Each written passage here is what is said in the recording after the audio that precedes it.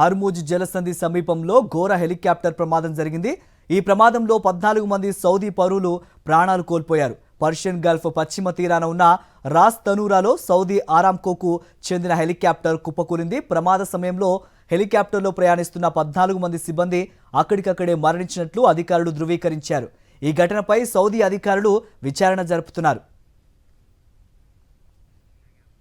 ఫ్రాన్స్లో ఘోర విమాన ప్రమాదం జరిగింది.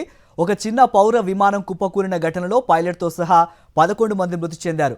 నాన్సీ నగరానికి సమీపంలోని టోంబ్లైన్లో ఈ ప్రమాదం జరిగింది. నాన్సీ ఏషే ఎయిర్ఫీల్డ్ నుంచి టేకాఫ్ అయిన కొద్దిసేపటికే ఈ చిన్న ప్రైవేట్ విమానం ఒక్కసారిగా కిందకు దూసుకొచ్చి కూలిపోయింది. ఈ విమానంలో ప్రయాణిస్తున్న వారు పారాచూట్ జంప్స్ కోసం వెళ్తున్న 2 పారాచూటిస్ట్ బృందాలను గుర్తించారు. విమానం కూలిపోయిన వెంటనే భారీగా మంటలు చెలరేగాయి. మరిన్ని అప్డేట్స్ కోసం ఛానల్ను సబ్స్క్రైబ్ చేయండి. నోటిఫికేషన్స్ కోసం బెల్ ఐకాన్ పై క్లిక్ చేయండి.